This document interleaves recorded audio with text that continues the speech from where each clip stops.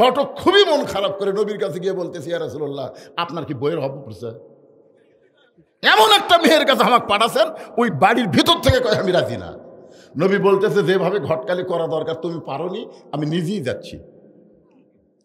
আল্লাহ নবী নিজেই উম্মে সালমার দরজাত গিয়ে বলে, উম্মে সালমা, আমি আব্দুল্লাহর বেটা আল্লাহর নবী তোমাকে বিয়ে করতে চাই। উম্মে সালমা বলতেছে, আপনার কি শরম নাই? কিছু লাগে ঘটক আসছিল, সে ঘটককে আমি তাড়াই দিছি, এরপর আপনি নিজে আইছেন। আল্লাহ রাসূল বললেন, আমি তোমাকে বিয়ে করতে চাই। উম্মে সালমা বললেন, আমাকে বিয়ে করতে গেলে আপনাকে 3টা শর্ত পুরা করা লাগবে। কয়টা? আল্লাহ রাসূল বললেন, উম্মে সালমা, দরকার হলে তোমার 3টা শর্ত পুরা করে হলেও আমি তোমাকে বিবাহ করব ইনশাআল্লাহ। এখন আমার প্রশ্ন হলো, উম্মে সালমার মধ্যে এমন কি আছিল যার কারণে নবী পর্যন্ত শর্ত পুরা করে বিয়ে করবে? এটা আপনাদের জন্য না হলো আমার মা বোনদের জন্য এ ওয়াজ শোনা লাগবে। কারণ এখানে আসার পরে দেখলাম আপনাদের এই পাড়ার মা বোনদের খুব একটা পর্দা নাই। দেখলাম তো, কিন্তু দেখলেও তো বোঝা যায় না ভাইজান? হ্যাঁ না, আছে পর্দা যে নাই তা বলতেছি না, খুব একটা নাই। জোরে কোন, খুব একটা আছে কিন্তু খুব একটা নেই। আপনাকে এলাকার মেয়েরা পর্দা করবে কখন জানেন? যখন বুড়ি হবে তখন বোরকা গাওয়াত দিবে। বুড়ি হলে বোরকা খাওয়াত দিবে। কে দাদি বোরকা পরছেন? কে? মরা লাগবি ভাই, মরা লাগবি ভাই। বোরকা মরার জন্য। আমার এলাকায় কাহালুতে কোনো মেয়ে মানুষ মারা গেলে 5টা কাপড় দেয়। ধরে খন কয় কাপড়? আপনাকে শখ জবুত কয়টা দেয়? ওই খাটনি আবার চাদর দিয়ে ঢাকাতে হয়। সমস্ত পুরুষ মানুষ বলে মেয়ে মানুষের লাশ দেখা জায়েজ নাই, লাশ দেখা জায়েজ নাই। লাশ দেখা জায়েজ নাই না জেতা দেখা জায়েজ নাই? জেতা যখন আসে তখন এই ফতোয়া কেউ দেয়নি, যেই মরে গেছে লাশ দেখা জায়েজ নাই, চাদর দিয়ে খাটনি ঢাকাতেছে। এখন ফেরেশতারা বলতেছে, আল্লাহ, এই মেয়ে যখন জীবিত আসলো গোটা শখ ঝবু ঘুরিছে, আজকে মরার পরে 5 কাপড় দিয়ে খাটনি আবার চাদর দিয়ে ঢাকছে কেন? আল্লাহ বলতেছে, দেশের নাম বাংলাদেশ রে। ওই দেশের মেয়েরা বাঁচতে পর্দা না করলেও মরার পরে করে রে, মরার পরে। আপনারা বলেন তো, মরার পরে পর্দা করে কোনো লাভ হবে? এ কথা বলেন, লাভ হবে? উম্মে সালমা নবীকে 3টা শর্ত দিয়েছে। নবী বলেছেন, প্রয়োজন হলে তোমার শর্ত পুরা করে হলো আমি তোমাকে বিবাহ করব ইনশাআল্লাহ। কি আছে উম্মে সালমার মধ্যে? আছে।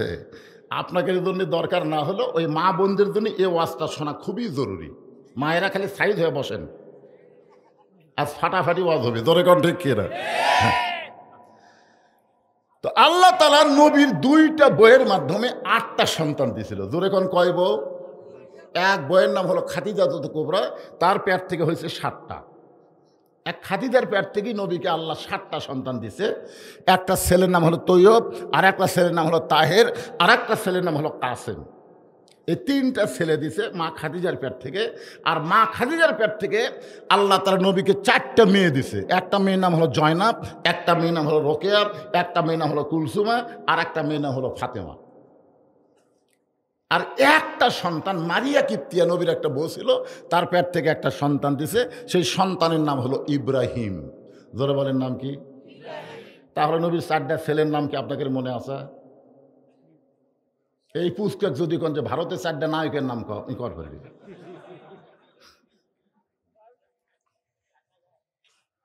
নবীর 4টে ছেলের নাম সমস্ত নবীর উম্মতকে মুখস্থ রাখা দরকার। একটার নাম হলো তৈয়ব, একটার নাম হলো তাহের, একটার নাম হলো ইব্রাহিম, আর একটার নাম হলো কাসেম। এই 4টা ছেলে আল্লাহ নবীকে দিয়েছিল, কিন্তু বেশি দিন থাকেনি। অল্প দিনের মধ্যেই তারা দুনিয়া থেকে বিদায় নিছে। কিন্তু নবীকে আল্লাহ 4টা মেয়ে দিয়েছে। এই 4টা মেয়েকে আল্লাহ অনেক দিন হায়াত দিয়েছে। ধরে কেন সুবহানাল্লাহ। এখন নবীকে 4টা ছেলে দিয়ে আল্লাহ তাড়াতাড়ি নেওয়ার পিছনে কারণ কি, এটা আল্লাহই ভালো জানে। তার মধ্যে ইমাম গাজ্জালি 2টা মত গ্রহণ করছে। 1 নম্বর হলো, যত বড় বড় নবীকে আল্লাহ দুনিয়াতে পাঠাইছে, এই নবীর সন্তানদেরকেও আল্লাহ নবী বানাইছে। যেরকম আদম নবীর সন্তান শীষকে আল্লাহ নবী বানাইছে, ইব্রাহিম নবীর সন্তান ইসমাইলকে, ইসহাককে আল্লাহ নবী বানাইছে, আবার দাউদ আলাইহিস সালামের সন্তান সুলাইমানকে আল্লাহ নবী বানাইছে। এইরকমভাবে বড় বড় নবীদের সন্তানকে আল্লাহ নবী বানাইছে। ইসহাক মনে করেন যে ইয়াকুব নবীর সন্তান ইউসুফকে আল্লাহ নবী বানাইছে, কিন্তু আমাদের নবী হলেন বিশ্ব নবী। তার যদি কোনো ছেলে বড় হয় তাকে তো নবী বানান দরকার। কিন্তু আল্লাহ তাআলা কোরআনে ঘোষণা করলেন, মা কানা মুহাম্মাদুন আবা আহাদিম মির রিজালিকুম ওয়ালাকির রাসূলুল্লাহি ওয়া খাতামান নাবিয়্যিন। মানে আমাদের নবীর পরে আর কোনো নবী রাসূল দুনিয়াতে, তাহলে ছেলেকে তো বড় রাখা যায় না। আচ্ছা, মনে করে নবী যদি নাও করে, ছেলে যদি বড় হয়, নবী বিদায় নেওয়ার পরে মুসলমানেরা নবীর সন্তানকে কি করবে? কথা হয় না। 1800 পীর মরে গেছে, তারপরে বোতল মার্কা দুটো সন্তান আছে। বোতল মার্কা, ধরে কোন কি মার্কা? দাড়ি নাই, মোছও নাই, তারপরেও মুরিদেরা কয় এটা আল্লাহর ওলির সন্তান রে, এরই মধ্যে মাল আছে, মাল আছে। আমাদের বাংলাদেশে পীরের বেটা হয় পীরজাদা, ধরে কোন পীরের বেটা কি হয়? মুরিদেরা মনে করে পীর না থাকলে কি হবে, বেটা আছে। তো মুসলমানেরাও মনে করতো নবী না হলে কি আছে, নবীর বেটা আছে। অনেক সময় হয়তো অনেক মুসলমান নবীর চাইতো বেটাকে বড় মনে করতো, জোরে কোন কথা ঠিক কিনা? এই কারণে আল্লাহ দেখলেন এটা এই ঝামেলা থোয়া যাবে না। আল্লাহ তাআলা চারটা সন্তানকে অকাতরে নিয়ে গেলেন অল্প সময়ের মধ্যে। নবীর সন্তানগুলো অল্প সময়ের মধ্যে যখন চলে গেল, এমন সময় মক্কার তেলতেলা নেতা, ধরে কোন কি নেতা? তেলতেলা নেতা বুঝলেন না? আমাকে বজলুল রশিদের ছেলে নেই, আমার এলাকাতে আছে, বজলুল রশিদের ছেলে নেই, 3টা মেয়ে, যা করবি কামাই, সব খাবি জামাই। আমি তেলতালাদের মুখত বুড়ে আঙ্গুল দিছি, দিয়ে মসজিদ আর মাদ্রাসা এতিমখানা বানাছি, যা করি কামাই, সব খাই মাদ্রাসায়। এখন জামাই আসতে পাবি? কথা কর না কেন? 235 শতক জায়গা মসজিদ মাদ্রাসার নামে কিনে ওয়াকফ করে দিয়ে ওখানে মাদ্রাসা করা হয়েছে, মহিলা মাদ্রাসা করা হয়েছে, ওখানে মসজিদ করা হয়েছে। যে টাকা আপনারা দেন, যখন আমি প্রথম আইছিলাম তখন এগুলো ছিল না। এখনও এখানে যাই দেখবেন মাদ্রাসা তৈরি করে এতিমদের লালন পালন করতেছি। তেলতালারা বলে যা করবি কামাই, সব খাবি জামাই, জামাই খাবি। এই মক্কার তেলতেলা নেতারা বলা শুরু করলো। আব্দুল এতিম পোলা বিদায় নেওয়ার সঙ্গে সঙ্গে শেষ হয়ে যাবে, তার কথা আর কেউ মনে রাখবে না, কারণ তার কোনো ছেলে সন্তান নাই। ছেলে সন্তান না থাকলে বংশের নাকি পরিচয় থাকে না। এই কারণে নবী একটু মন খারাপ করলেন। নবী যখন মন খারাপ করতেছেন, এমন সময় আল্লাহ তাআলা নবীকে সান্ত্বনা দেওয়ার জন্য সূরা কাউসার নাজিল করেছে। ওগো নবী, আপনার ছেলে নিছি, এতে আপনি মন খারাপ করেন না। আপনাকে এমন কিছু আমি দান করব, ইন্না আতাইনা কাল কাউসার। আপনাকে আমি আল্লাহ এমন কিছু দান করব যার নাম হলো কাউসার। সেই কাউসারের এক পেয়ালা পানি পান করে কেউ যদি জাহান্নামেও যায়, আল্লাহ জাহান্নামকেও জান্নাত বানায় দিবে। এখন চিন্তা করেন, হাউজে কাউসারের পানির মধ্যে পাওয়ার কি জানেন? এই সবাই খেয়াল করেন এদিকে। হাউজে কাউসারের এক পেয়ালা পানি পান করে কেউ যদি জাহান্নামেও যায়, আল্লাহ জাহান্নামকেও জান্নাত বানায় দিবে। সঙ্গে সঙ্গে সাহাবেরা বললেন, ইয়া রাসূলুল্লাহ, আল্লাহ কোরআনে বলেছেন, ওয়ামা আরসালনাকা ইল্লা রাহমাতাল লিল আলামিন। আল্লাহ আপনাকে বিশ্ব জগতের জন্য রহমত স্বরূপ প্রেরণ করেছে।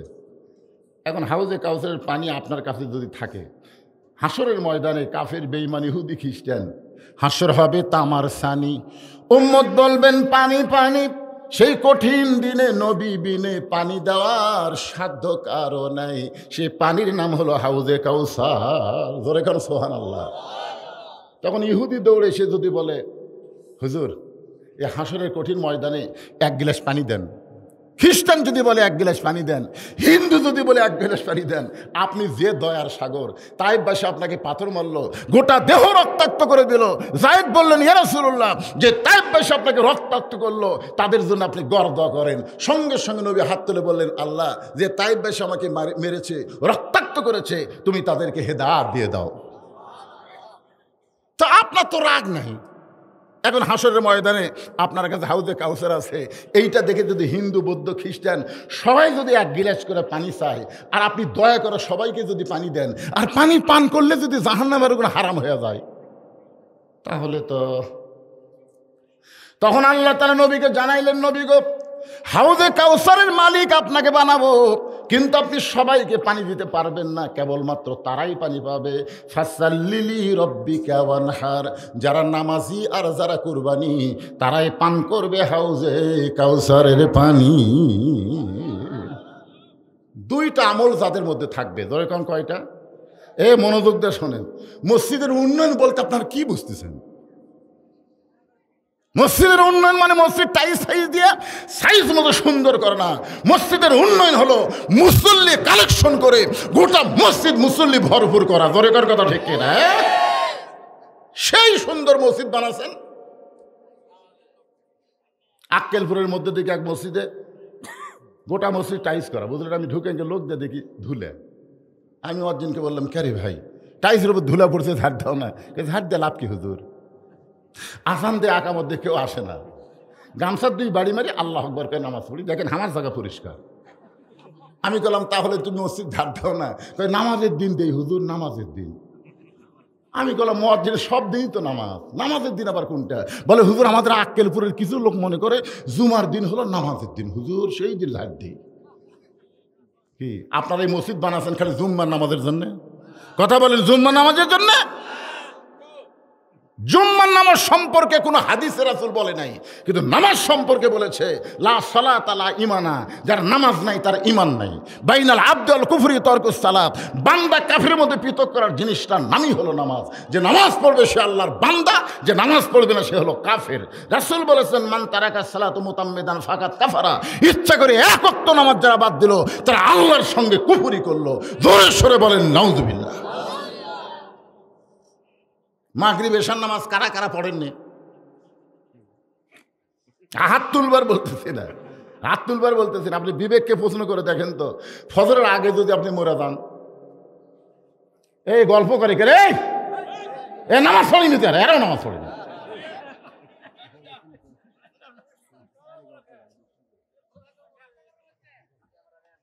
কি যারা মাগরিব এশার নামাজ পড়েননি, ফজরের আগে যদি আপনার মরে যান, বুকত হাত দেখান তো কত কোটি মানুষ জানাজা পড়লে আপনি জান্নাতে যাবেন। আর যদি মাগরিব এশার নামাজ আদায় করেন, ফজরের আগে যদি আপনি মারা যান, একটা মানুষও যদি আপনার জানাজা না করে, ওই মাগরিব এশার নামাজের ওসিলায় আল্লাহ আপনাকে জান্নাত দিয়ে দিবে। আজকে নামাজ নাই, মসজিদ আছে পাড়ায় পাড়ায় মসজিদ। আসেন, সব নামাজেরই ওয়াজ হবে। এক নম্বর হলো নামাজ, ফাসাল্লিলি রব্বিকা। দুই নম্বর হলো ওয়ানহার, মানে কুরবানি। এই দুইটা আমল যারা করবে তারাই পান করবে হাউজে কাউসারের পানি। এখন নামাজ সম্পর্কে আমি আপনাদের বলতেছি। আল্লাহ রাসূল ফজরের নামাজ কাবা ঘরের আঙ্গিনায় আদায় করলেন। কোন নামাজ? ফজরের নামাজ আদায় করে নবী যখন মসজিদ কাবা থেকে বের হয়ে আসতেছেন, সর্বপ্রথম যার সঙ্গে দেখা হলো তার নাম হলো আবু জেহেল। আপনারা যারা হজ করছেন তারা সবাই জানেন, কাবার আর রাসূলের বাড়ি এই দুইটার মাঝখানে যার বাড়ি তার নাম হলো আবু জেহেল। আবু জেহেলের বাড়ি থেকে নবীর বাড়ি হলো 150 মিটার, আর আবু জেহেলের বাড়ি থেকে আল্লাহর কাবা হলো 200 মিটার। কয় মিটার? মানে আবু জেহেল এত ভাগ্যবান লোক, দেখেন, ডান পাশে কাবা, বাম পাশে মোহাম্মদুর রাসূলুল্লাহ, মাঝখানে আবু জেহেল। আপনারা বলেন তো, ওর চাইতে বড় ভাগ্যবান কেউ আছে দুনিয়া? সেই আবু জেহেল নবীর সঙ্গে সর্বোত্তম দেখা, নবীর চেহারার দিকে তাকায় বলতেছে, বাবা সন্ধ্যার সময় তোমাকে দেখেছি তুমি সুন্দর, কিন্তু সকালবেলা দেখতেছি তুমি অতীব সুন্দর, এত সুন্দর তুমি কেমনে হলে? আবু জেহেল কি নবীর বিরুদ্ধচারণ করতেছে? সন্ধ্যার সময় দেখেছি তুমি সুন্দর, কিন্তু সকালবেলা এত সুন্দর তুমি কেমনে হইলা? সঙ্গে সঙ্গে নবী বলতেছে, চাচা সন্ধ্যার সময় আপনি আমাকে সুন্দর দেখেছেন, সকালবেলা এত সুন্দর দেখার পেছনে কারণ হলো আজকে রাত্রেবেলা কাবার 500 থেকে আল্লাহ পাক আমাকে ঘুম থেকে চেতন করে আমাকে বোরাকের পিঠে করে বাইতুল মুকাদ্দাসে নিয়ে গেলেন। বাইতুল মুকাদ্দাসে 2 রাকাত নামাজ পড়ানোর পরে সেখান থেকে 7 আসমান পাড়ি দিয়া আমি আল্লাহর আরশে গেলাম। আল্লাহ পাক আমাকে 5 ওয়াক্ত নামাজ দিল। সে 5 ওয়াক্ত নামাজ নিয়ে দুনিয়াতে আবার ফিরে এসে আমি ফজরের নামাজ পড়ে আপনার সঙ্গে আমার দেখা হলো। আপনার সাথে আমার দেখা হলো। 2-1 জন আপনারা আল্লাহ আকবার কছেন, কিন্তু আবু জেহেল কি কইলা? আজকে রাত্রেবেলায় তুমি বাইতুল মুকাদ্দাসত গেছিলে, সেটি 2 রাকাত নামাজ পড়ে সেখান থেকে আবার 7 আসমান পাড়ি দিয়ে আল্লাহর কাছে গেলে আল্লাহ তোমাকে 5 ওয়াক্ত নামাজ দিল। সে নামাজ নিয়ে আবার ফিরে এসে আমার সাথে দেখা হলো। নবী বলতেছে, চাচা আল্লাহর সঙ্গে আমার মেরাজ হওয়ার কারণে আল্লাহর নূরে নূরান্বিত হয়ে আমার চেহারাকে আল্লাহ হয়তো সুন্দর করে দিয়েছে। যেরকম সুবহানাল্লাহ। আবু জেহেল বারবার নবীর দিকে তাকায় বলে, বাবা এতদিন জানতাম তুমি আধা পাগল, কিন্তু আজকে দেখতেছি তুমি পুরা পাগল। আল্লাহ নবী বলে, চাচা আমার মধ্যে পুরা পাগলামির কি দেখলেন? আবু জেহেল বলতেছে, এই জীবনে 2বার বাইতুল মুকাদ্দাস ভ্রমণ করেছি, যেখানে যাইতে লাগে 30 দিন, আসতে লাগে 30 দিন। যেখানে যাইতে 30 দিন, আসতে 30 দিন লাগে। আর তুমি কইলা আজকে রাত্রেবেলায় বাইতুল মুকাদ্দাসে নামাজ পড়েছ, আমার মনে হয় তুমি পুরা পাগল হয়ে গেছো। এই বলে আবু জেহেল যখন নবীর কাছ থেকে যাওয়ার যায়, নবী জোর হাত করে বলে, চাচা আপনি আমাকে 1000 বার পাগল বলেন, আমার কোনো অসুবিধা নেই, কিন্তু আপনি কোথায় যাচ্ছেন? আবু জেহেল বলতেছে, তোমাকে আমি পাগল বানায়া আমার কাছ থেকে তোমাকে বের করতে চাই, কারণ কয়েকদিন হলো আমি খেয়াল করে দেখতেছি আমার বাড়ির দিকে মানুষ থুতু দেয় আর তোমার বাড়ির দিকে সালাম দেয়। আবু জেহেল বলতেছে, কয়েকদিন আমি দেখতেছি কিছু কিছু লোক এসে আমার বাড়ির দিকে তো, আর তোমার বাড়ির দিকে আর সালাম, কিন্তু আমার বাড়ির ধারে তুমি থাকবে আর তোমাকে সালাম দিবি, আমার থুতু দিবি, আর তোমাকে আমি এখানে রাখবো? আমি কোনো ইস্যু খুঁজে পাচ্ছি না যে কোন ইস্যুতে তোমাকে তাড়াবো। আজকে পাচ্ছি, অনেকদিন আমি চিন্তা করতেছি কিভাবে তো তাড়ান যায়। আমাদের বাংলাদেশের হাসিনা বহু ইস্যু খুঁজেছে বাংলাদেশের আলেমদেরকে তাড়ানোর জন্য। ধরে কোন কথা ঠিক কিনা? এখনো কতকগুলো ইস্যু খুঁজে বলতেছে, রাজাকার এই মুহূর্তে বাংলা ছাড়। আমরা বলি বাংলাকে তোর বাপ দাদার। ইস্যু বোঝেন না? আবুদের ইস্যু আছে পাগল, এক দৌড়ে গেছে সকালবেলায় আবু বক্করের বাড়ির দরজাত। কার দরজাত? আবু বক্করের দরজায় গিয়ে বলে, আবু বক্কর তোমার নবী যে পাগল হয়েছে তুমি কি জানো? যেই বলছে আবু বক্কর তোমার নবী যে পাগল হয়েছে তুমি কি জানো, সঙ্গে সঙ্গে আবু বক্কর দরজা খুলে বলে, আবু জেহেল যেই কথা একবার বলেছিস আর একবার আর একবার। হায় হায় হায়। আবু জেহেল 3 ধাপ পেছনে গেছে। কে রে? আমি সব সময় শুনেছি নবীর যে কয়টা সাহাবী তার মধ্যে 1 নম্বর নরম হচ্ছে আবু বক্কর, 2 নম্বর গরম হচ্ছে ওমর, আর 3 নম্বর অর্থনীতির দিক দিয়ে ওসমান, 4 নম্বর জ্ঞানী হচ্ছে আলী। সবগুলোই 1 নম্বর। নরমের 1 নম্বরের নাম কি? আবু বক্কর। আর সে আবু বক্কর বেরিয়ে বলছে, আবু জেহেল আর একবার, খালি একবার। আবু জেহেল বলতেছে, আবু বক্কর তুমি এত গরম হলে কেন? আবু বক্কর বলতেছে, আমার নবীর বিরুদ্ধে কথা বলবে, আর এই নবীর বিরুদ্ধে কথা শুনে কেউ যদি নরম থাকে তাহলে বুঝবে সে মুসলমান নাই, সে মুনাফিক হয়ে গেছে। আজকে আমাদের বাংলাদেশে নবীর বিরুদ্ধে না বললেও আলেম ওলামার বিরুদ্ধে তারা কথা বলবে। আলেম ওলামারা কারা? আল ওলামা ওয়ারাসাতুল আম্বিয়া। আলেমরা হলো নবীদের ওয়ারিস। জোরে কর কথা ঠিক কিনা? আলেম ওলামাদের বিরুদ্ধে শাস্ত্রে গল্প হয়, আলেম ওলামার বিরুদ্ধে কথা হয়, একটা মানুষও জবান খোলে না। আপনি যদি আলেম ওলামার পক্ষে থাকতে না পারেন, আল্লাহ কেন বললেন ইয়া আইয়ুহাল্লাযীনা আমানুত্তাকুল্লাহা ওয়া কুনু মা'আস সাদিকিন? যদি ইমানদারেরা আল্লাহর ভয় কলিজার মধ্যে রাখতে চাও, সত্যবাদীদের তোমরা দল করো, সত্যবাদীদের তোমরা সাথী হও। এ কথা কি আমার না আল্লাহর? আপনারা বলেন যে সত্যবাদী কারা? মানুষের সংবিধান থেকে যারা কথা কয় তারা সত্যবাদী, না আল্লাহর কোরআনের সংবিধান থেকে যারা কথা বলে তারা সত্যবাদী? হ্যাঁ, বোঝা লাগবে। একটু মনোযোগ দিয়ে শুনবেন। আবু জেহেল চমকে বলে, আবু বক্কর আমি কি জন্য পাগল বললাম তুমি কি জানো? আবু বক্কর বলে, আমার জানার দরকার নাই, তুমি আমার নবীরে পাগল কইছো, আমার কলজার মধ্যে আগুন ধরে গেছে। আবু জেহেল বলতেছে, একটু ঠান্ডা হয়ে শোনো, তোমার নবী কইল তোমার নবী কইল আজকে রাত্রিবেলা বলে বাইতুল মুকাদ্দাসে গেছে, যেখানে আমি 2 বার গেছি, যাইতে 30 দিন লাগে, আসতে 30 দিন লাগে। আর তোমার নবী কইল আজকে রাত্রিবেলা সেখানে 2 রাকাত নামাজ পড়াছে। সেখান থেকে 7 আসমান পাড়ি দিয়ে আল্লাহর আরশে গেছে। আল্লাহ তাআলা নবীকে নাকি 5 ওয়াক্ত নামাজ দিয়েছে। বলো তো আবু বকর, এই গাঁজাখুরি গল্প বিশ্বাস করা যায়? আবু বকর বলতেছে, আবু জেহেল এই কথা যদি আল্লাহর নবী বলে থাকে, 1 বিন্দু মিথ্যা বলে নাই। আবু জেহেল কয়, আল্লাহ রে, আমার সকালটাই নষ্ট রে, আমি কার কাছে কি খবর দিলাম? আমার কাছে বলতেছে, হুজুর মতিউর রহমান নিজামের ফাঁসি হয়েছে, কামরুজ্জামানের ফাঁসি হয়েছে, কাদের মোল্লার ফাঁসি হয়েছে, সাইদি হুজুরেরও ফাঁসি হবি। মানে এই ফাঁসির ধারাপাত মুখস্থ করছে। আপনারা এত ওয়াজ করতেছেন হুজুর সাইদি হুজুরের পক্ষে, দোয়া করতেছেন, তারপরও ফাঁসি হবি হুজুর।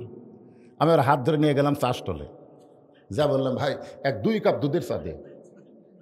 তা কয়, হুজুর 2 কাপ কেন?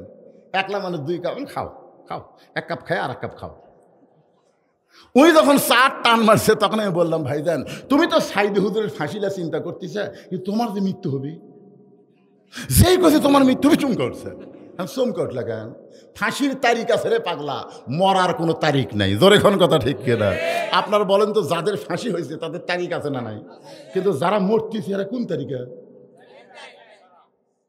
আমি লোকটার হাত ধরে বললাম, পাগল, যাদেরকে ফাঁসি দেওয়া হচ্ছে তারা মরার আগে কলমা পড়তেছে, নামাজ পড়তেছে, কোরআন শরীফ পড়তেছে, কান্দাকাটি করে, তওবা তাসির করে ফাঁসির দড়ি যখন গলা দিচ্ছে, তখনও তারা কলেমা শাহাদত পড়তে পড়তে তাদের ফাঁসি কার্যকর হচ্ছে। আর তুই যখন মরবি তখন কলমা পড়ার গ্যারান্টি আছে না? হুজুর এখন বল কোনটা ভালো? আপনার কথা মতো তো ফাঁসি ভালো। এবং তাহলে আর 1 কাপ খেয়ে যা। ওই বাইরে যা বলতেছে, কার কাছে কি খবর দিলাম রে, কাম হলো না রে, কাম হলো না। আরে পাগলা, আবু বকরের কাছে আবু জেহেল খবর দিছে। আপনার বলেন তো এই খবরের লাভ হচ্ছে? আবু বকর এক দৌড়ে আল্লাহর নবীর কাছে। আল্লাহ নবী কাবা ঘর হেলান দিয়ে ছোট বাচ্চার মতন কাঁদতেছে। আবু বকর পাগড়ি দিয়া নবীর চোখের পানি মুছে দিয়ে বলতেছে, ইয়া রাসূলুল্লাহ আপনি কেন কাঁদতেছেন? আমি শুনতে পাইলাম আজকে রাত্রেবেলা আপনি বাইতুল মুকাদ্দাসে নামাজ পড়ানোর পরে সেখান থেকে 7 আসমান পাড়ি দিয়া আল্লাহর আরশে গেলেন। আল্লাহ পাক আপনাকে 5 ওয়াক্ত নামাজ দিল। হুজুর এত বড় খুশির খবরে আপনি কেন কাঁদতেছেন? রাসূল বলে, আবু বকর এই খবর তোমাকে কে দিল?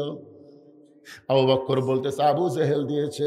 আল্লাহ নবী বলে, আবু বকর তোমার কি বিশ্বাস হয়? আবু বকর বলতেছে, 1 জাররা মিথ্যা নয় হুজুর, 1 জাররা মিথ্যা নয়। সঙ্গে সঙ্গে নবী আবু বকরকে বুকের মধ্যে নিয়ে বলে, আবু বকর আবু জেহেল আমাকে পাগল বলে যাওয়ার পর থেকে আমার মনের মধ্যে বড় কষ্ট হয়, কিন্তু তুমি যখন 1 জাররা মিথ্যা নয়, আমি তোমাকে কি পুরস্কার দেব? আবু বকর আমার তো দেওয়ার মতন কিছু নাই। আল্লাহ বলে, হাবিব আপনি কিছু দিবা না পারলে কি হবে? আমি আল্লাহ আবু বকরকে সিদ্দিক ডিগ্রি দিয়া দিলাম।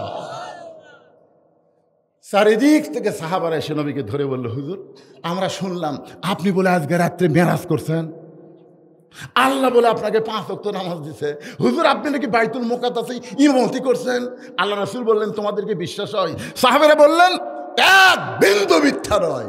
রাসূল বললেন, এজলেস, তাহলে বসো। সমস্ত সাহাবীকে কাবার আঙ্গিনাই নবী বসাইলেন। ধরে কার সুবহানাল্লাহ। ওমর ফারুক বলতেছে, ইয়া রাসূলুল্লাহ এখন আপনাকে আল্লাহ যে 5 ওয়াক্ত নামাজ দিল, এই নামাজ সম্পর্কে আমরা শুনতে চাই। রাসূল বললেন, খালি শুনতে হবে না, মানা লাগবে। আজকে আমি নামাজের ওয়াজ আপনাকে শোনাবো, আপনার খালি শুনবেন। শুনবেন? দেখছেন খালি মুরব্বীরা বলতেছে মানা লাগবে, জুয়ানগুলা কথা কয় না। কেরে ভাই, 5 ওয়াক্ত নামাজের মধ্যে সবচাইতে গুরুত্বপূর্ণ নামাজ হলো ফজরের নামাজ। কোন লোক যদি বাড়িতে ফজর নামাজ পড়ে, তারপরে রাসূল বলছেন সে মুনাফিক। বাড়িতে ফজর নামাজ পড়লে সে মুনাফিক, বাড়িতে পড়লে মুনাফিক। জামাতের সঙ্গে আদায় করা লাগবে, সেই নামাজের নাম হলো ফজরের নামাজ। জোরে কোন নামাজ? কথা বলেন, কোন নামাজ?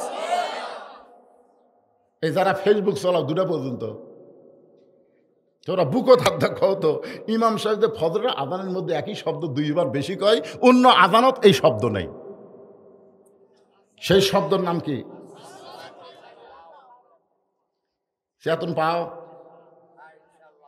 না আপনি বলতেছেন না, তো আপনাকে বলতেছেন এই জুয়ানগুলো আগে আসলো 3.5 হাত, যে আজান শুনতেছি হচ্ছে 2.5 হাত। 2.5 হাত মানে বোঝেন, আস্তে করে ল্যাপ মাথার উপর, কম্বল মাথার উপর দিছে, পাও বার হচ্ছে শীতের দিন, পাও টানিয়া বুকের কাছে থুছে। আপনি জানলা দিয়ে তাকে দেখবেন ঘরের মধ্যে মনে চাউলের বস্তা ঢাকা থুছে, কেরে আগাও নাই মাথা নাই, কেরে ল্যাপের মধ্যে কেরে। আপনি আস্তে করে ল্যাপ টানতে দেখেন, ল্যাপের ভিতর আর সাইজ আর সকালবেলা সাইড ঠিবে কুত্তের সাইজ, একই সাইজ। জোরে কোন কথা ঠিক কিনা? খালি শুনলে হবে না ভাইজান। ওমর ফারুক বললেন, এ রাসূলুল্লাহ, আল্লাহ যে 5 ওয়াক্ত নামাজ আপনাকে দিলেন, এই নামাজ সম্পর্কে আমরা শুনতে চাই। রাসূল বললেন, সামিনা ওয়া তাআনা, শুধু শুনলে হবে না, এইটাকে গ্রহণ করা লাগবে।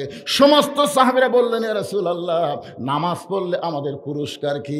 আল্লাহ নবী বললেন, আমার হাদিসে তোমাদের বলতেছি, আসসালাতু মিরাজুল মুমিনিন, নামাজ হচ্ছে মুমিনদের জন্য মেরাজ। আমি রাসূল একবার মেরাজ করেছি আল্লাহর কাছে, আর দৈনিক তোমরা 5 বার মিলিত হবে আল্লাহর সাথে। আমি রাসূল একবার মেরাজ করেছি কার সাথে? আর দৈনিক তোমরা 5 বার মেরাজ করবে আল্লাহর সঙ্গে। রাসূল বললেন, আসসালাতু মিফতাহুল জান্নাহ, নামাজ হচ্ছে বেহেশতের চাবি। জোরে কোন সুবহানাল্লাহ। এখন যারা জুম্মা মারতেছেন, আপনারা হয়তো বলতেছেন, হুজুর হামাকের খবর কি? সবার শেষে আগে যায়, হামাকের কোনো খবর নাই। অবশ্যই খবর আছে। লা তাকনাতু মির রাহমাতিল্লাহ, ইন্নাল্লাহা ইয়াগফিরুয যুনুবা জামিয়া, ইন্নাহু হুয়াল গাফুরুর রহিম। সুবহানাল্লাহ বলেন।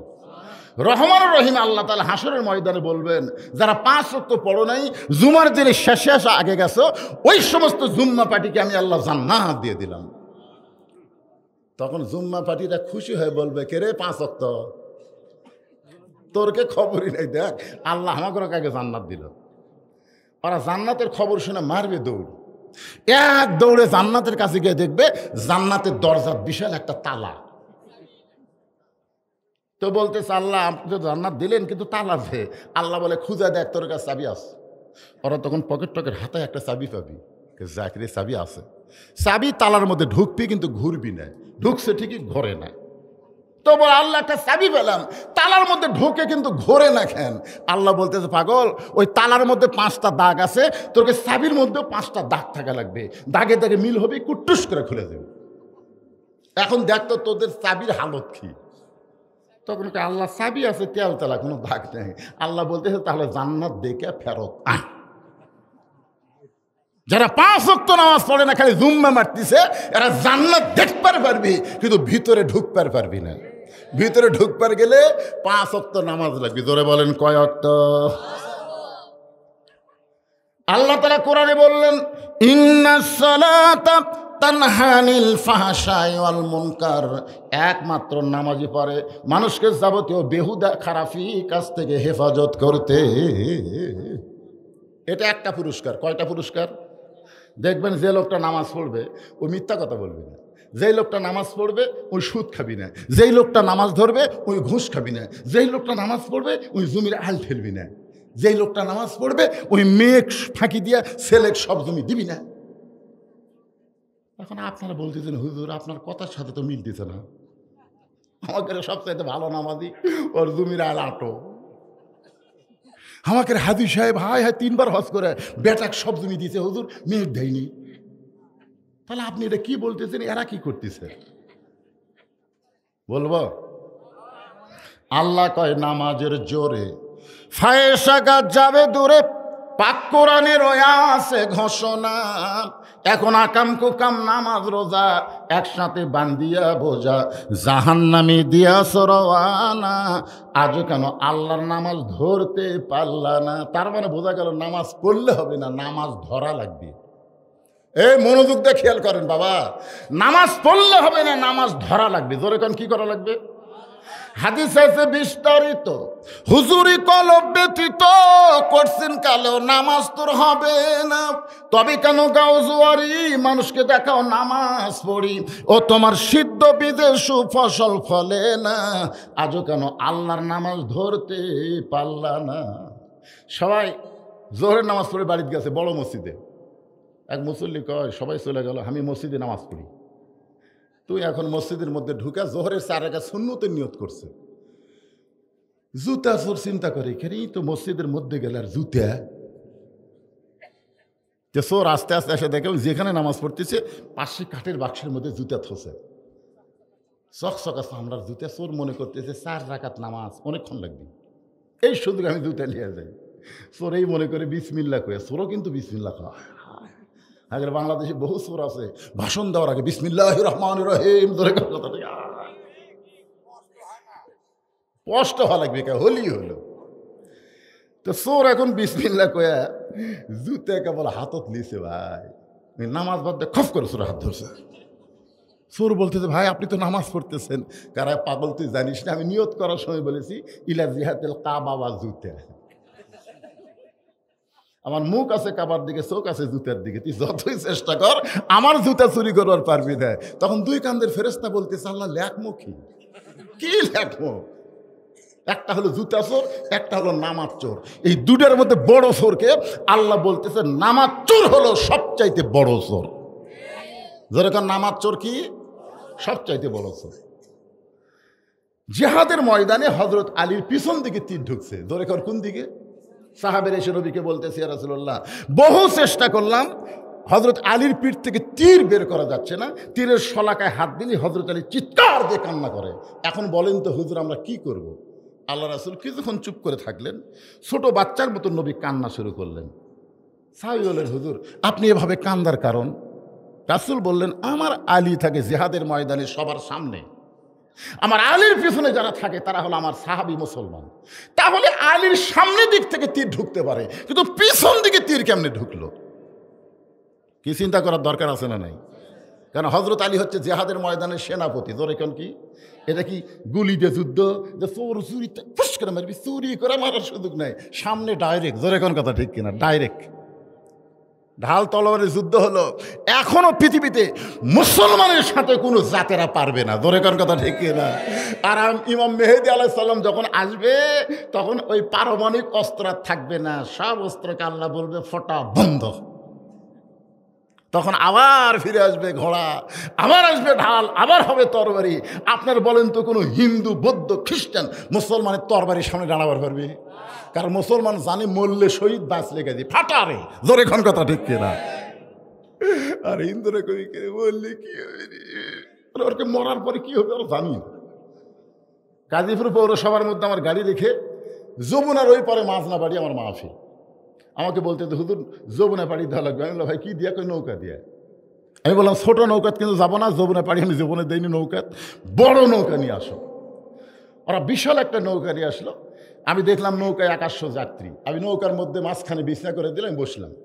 কিছুক্ষণ পরে নৌকা যখন নদীর মাঝখানে, হঠাৎ আসমানে কালো মেঘ করে বাতাস শুরু। বাতাস যখন শুরু হলো তখন 2 হিন্দু ছিল 100 জনের মধ্যে। ওই 2 হিন্দু আমার কাছে এসে বলতে হুজুর কিছু একটা করেন। আমি হিন্দুরে বললাম কি করো ভাই? বলে আজান দেন হুজুর, আজান দেন। আমি গেলাম কে রে তোরা ভগবানের জাত, তোরা আজানের কি বুঝিস? কয় হুজুর আমাকে বাড়ি মুসলমান পাড়াত হুজুর। যখন এইরকম ম্যাক করে বাতাস হয় তখন একবার আজান দিলে কমে, 2 বার আজান দিলে ভালো হয়। আমি কইলাম তোকে ভগবানের খবর কি? হুজুর যে কি কয় আমাকে ভগবান কি সব জায়গায় থাকে? তাই আমাকে ভগবান জায়গা মতো থাকে, ঠিক মতো কাজ করবার না পারলে আমরা শেষের দিন পানি ভেঙ্গে ফেলি। জোরে কর কথা ঠিক না? আরে কোন ধর্ম চলবে না, একটাই ধর্ম, তার নাম হলো মুসলমান ইসলাম। জোরে কোন কথা ঠিক কিনা? লিল্লাহে তাকবীর। আল্লাহ নবী চিন্তাত পড়ে গেল, চিন্তাত যে আমার আলী থাকে সবার সামনে, আলীর পিছনে যারা থাকে তারা হলো সাহাবী মুসলমান। তাহলে আলীর পিছন দিকে তীর মারলো কে? না না, পিছনে মুসলমানেরা থাকে, যে মুসলমানেরা থাকে, কাফেররা মারবে সামনে থাকে। যেরকম কোন জায়গা থেকে? সামনে থেকে মারবে, কিন্তু পিছন দিকে কে মারলো? নবী যখন এই চিন্তা করতেছে, মা ইয়ান্তিকু আনিল হাওয়া ইন হুয়া ইল্লা ওয়াহয়ুহা। আমার নবী চিন্তা করতে পারে কিন্তু নিজের থেকে কোনো কথা বলতে। এমন সময় আল্লাহ বললেন অমিনান নাসি মাইয়াকুলু আমান্না বিল্লাহি ওয়া বিল ইয়াউমিল আখিরি ওয়া মা হুম বিমুমিনিন। চিনেন ভাইরে, আয়াতটা চিনেন? আল্লাহ বলেন হাবিব হযরত আলীকে কোনো মুসলমান তীর মারেনি। আলীর পিছন দিক থেকে কোনো সাহাবী তীর মারেনি। যেই বেটা মারছে ও হলো মুসলমান সাজা মুনাফিক। মুসলমান সাজা মুনাফিক। দেখবেন ভোটের আগে সেই মুসলমান। এক নেতা আসরের নামাজ পড়বি 2 বার, চামচা বলবে আজকে 2 বার হলো, ভোটের আগে হোক, অসুবিধা নেই। গাড়িকে বলতেছে নেতা, গাড়ি বলতেছে এই ড্রাইভার ব্রেক কর। ড্রাইভার বলতেছে স্যার কি জন্য ব্রেক? কয় যে মানুষ আসতে চায়, ব্রেক কর। কয় না স্যার ওটা মানুষ না তো, ওটা ফকির। নেতা কয় পাগলা, ভোটের আগে ফকিরও যা হামও দেয়। গাড়ির থেকে নামে সালাম দেয়, সালাম আলাইকুম চাচা, চাচা সালাম আলাইকুম। ফকির খালি চারিদিকে তাকায়। নেতা বলে চাচা কি দেখেন? বলে কাক সালাম দিলে? আপনাকে দিলাম চাচা, আমি ভিক্ষে করে খাই। ভোটের আগে ফকিরও যা হামও দেয়। ওরে শালা, ধর্মের নামে ব্যবসায়ী, ধরে কার কথা ঠিক না? আর এই তাল্লাযী ইউকাযযিবু বিদ্দীন, সূরা মাউন পড়ে দেখেন, ধর্মের নামে ব্যবসা কোনো আলেম করে না, কোনো আলেম করে না। এই জালেমরাই মাঝে মধ্যে করে। জোরে কোন কথা বলেন না কেন? এই জালেমেরাই মাঝে মধ্যে করে। গরিবের বন্ধু সমাজসেবক জনদরদি এমন একটা ভাষা তুলবে, জনগণ মনে করবে আমাকে সবচেয়ে আপনজন। হায় হায়, একটু মনোযোগ দিয়ে শোনেন। মুসলমান সাজা, এরাই মুসলমানের সবচাইতে বড় ক্ষতি করে। আল্লাহ নবীকে বললেন কোরআনের আয়াত দাও গো নবী। কয়েকদিন হলে একটা কাফের মুসলমান সাজা, কারণ আলীর সামনের দিকে যাওয়ার কোনো হিম্মত নাই। সামনের দিকে যেই যায় আলী তাকে জাহান্নামে পাঠায়। ধরে কান কোথায় পাঠায়? বহু বীর, কাফেরের বহু বীর আলীর কাছে কিন্তু গেছিল, কিন্তু তরবারি তো আলী মারা দূরের কথা, ঢাল পর্যন্ত আসা পারেন। ঢাল ওর যে তরবারি মারবি তার আগে আলী ফেঁচাং করে বেড়ে দেয়। কোন দিক থেকে মারে? ওই 2 টুকরা। তো কাফেরদের কোনো সেনাপতি, কোনো বীর আলীর সামনে যখন যাবার পারে না, সমস্ত কাফেররা মিলে মিটিং করলো গভীর রাত্রে যে আলী যদি শেষ না করা যায়, ইসলামকে শেষ করা যাবে না। আল আলী আসাদুল্লাহিল গালিব, আলী হচ্ছে আল্লাহর সিংহ। জোরে কোন সুবহানাল্লাহ। তখন কাফের যুবকরা বলতেছে লাভ নাই তো, কারণ যাই সামনে যায় সাথে সাথেই। তখন বলে সামনের দিক থেকে হবে না, পিছন দিক থেকে মারা লাগবে। তো পিছন দিক থেকে কেমনে মারবেন? বলে আমাদের মধ্যে একজনকে মুসলমান সাজা লাগবে। কিছুদিন হলে মুসলমান সাজা, নামাজ পড়া লাগবে, রোজা করা লাগবে, জিকির করা লাগবে, দ্বিতীয় কাতার থেকে সামনে কাতারে যাওয়া লাগবে। এমন মুসলমান আতর টাতল্লি একের সেই মুসলমান জিহাদের ময়দানে ওই হযরত আলীর পিছনে মুসলমান হয়ে, যেই মাত্র হযরত আলী জিহাদের ময়দানে আল্লাহর জন্য যুদ্ধ করতেছে, এমন সময় ওই মুনাফিক পিছন দিক থেকে বিষাক্ত তীর মারছে। নবীকে আল্লাহ বলেন, হাবিব, কোন মুসলমান, কোন সাহাবীকে আপনি সন্দেহ করবেন না। যেই বেটা হযরত আলীর পিছন দিকে বিষাক্ত তীর মারছে ও হলো মুসলমান সাজা একটা মুনাফিক। আল্লাহ নবী বললেন, আমার আলীকে তোমরা কষ্ট দিও না। আমি বলতেছি নামাজ পড়লে হবে না, নামাজ ধরা লাগবে। ধরে কোন কি করা লাগবে? একটু মনোযোগ দিয়ে শোনেন। আলীকে তোমরা কষ্ট দিও না। সাহাবারা বললেন, হুজুর তাহলে আলীর পিঠ থেকে তীরকে বের করবেন না। আল্লাহর নবী বললেন, আলী যখন নামাজের ভিতরে থাকবে ওই সময় তীর টেনে বের করা লাগবে। এ বাবা একটু মনোযোগ দিয়ে শোনেন রে। আলী যখন নামাজের কোথায় থাকবে? ভিতরে। জোরে বলেন কোথায়? ভিতরে। ভিতরে। নামাজের শুরু, নামাজের শেষ, নামাজের মাঝখান আছে না নাই? নামাজের শুরুটা হলো শরীয়ত। নামাজের শুরু কি? নামাজের মাঝখানটা হলো মারেফত, আর নামাজের শেষটা হলো হাকিকত। আচ্ছা আপনারা বলেন তো, আসসালাতু মিরাজুল মুমিনিন, নামাজ হচ্ছে মুমিনদের মেরাজ। এই হাদিসটা যদি আপনি বিশ্বাস করেন, তাহলে নামাজের মধ্যে আল্লাহর সাথে মেরাজ কেমনে হয়?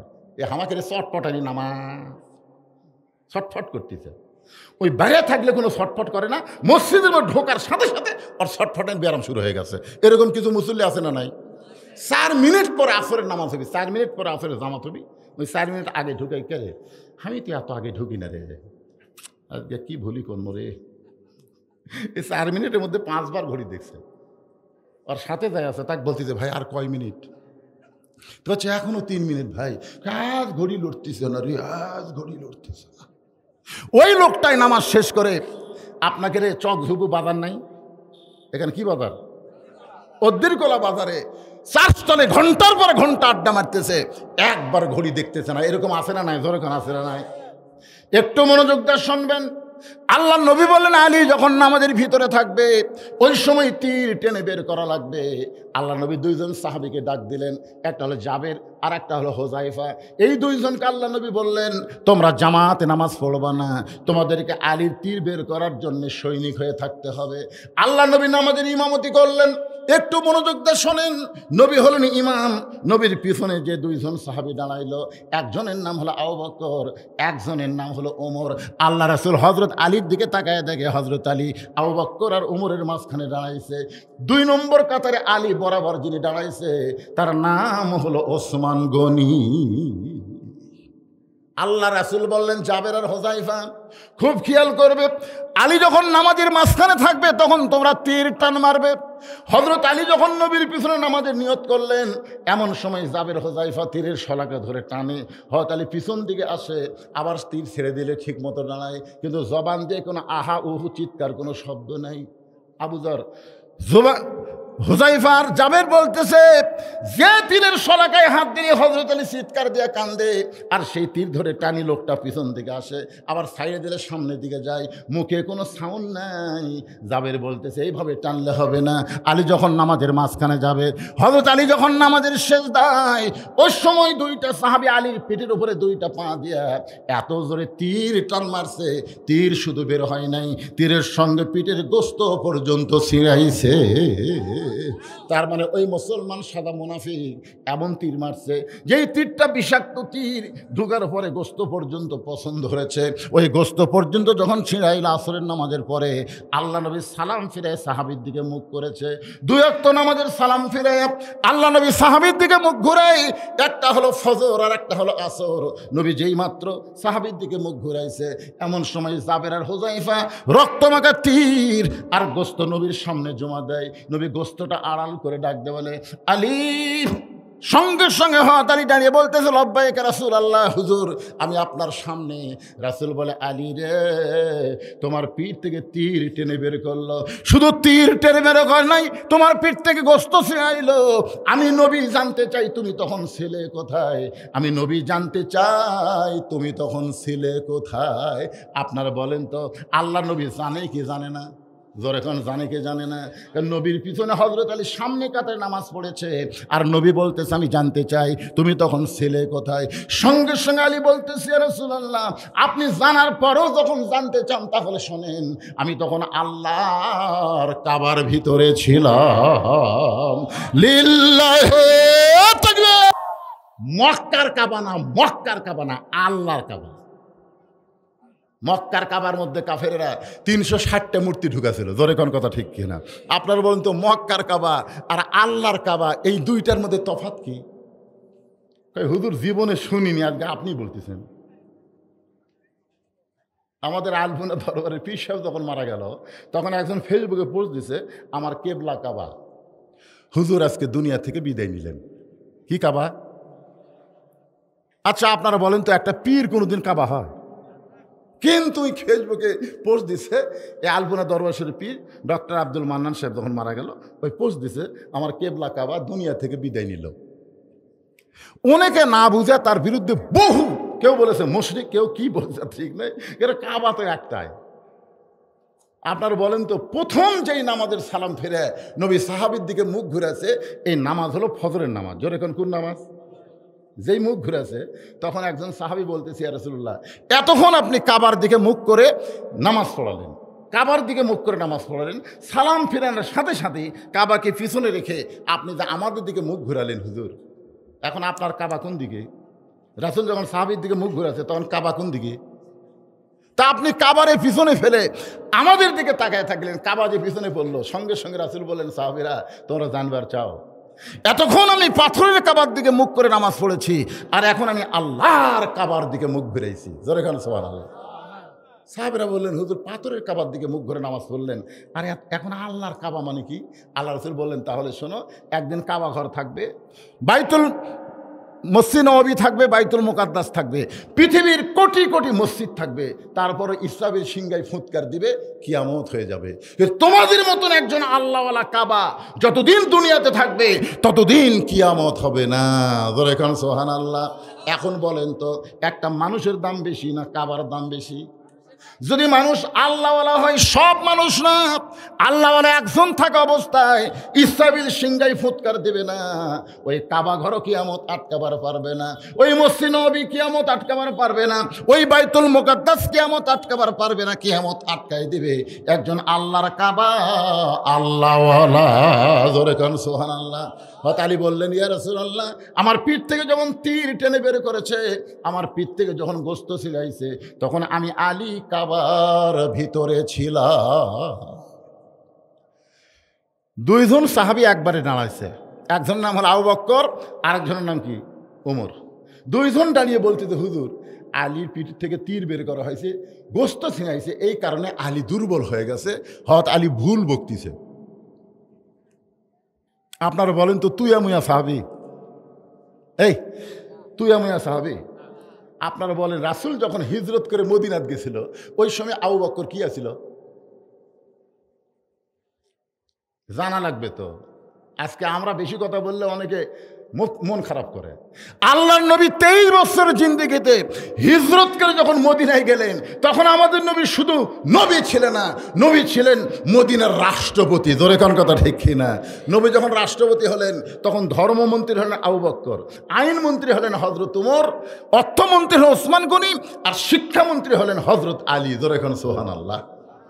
তাহলে দুইজন মন্ত্রী দাঁড়াইছে, খালি দুইজন সাহাবী না, একটা হলো ধর্মমন্ত্রী, একটা আইনমন্ত্রী।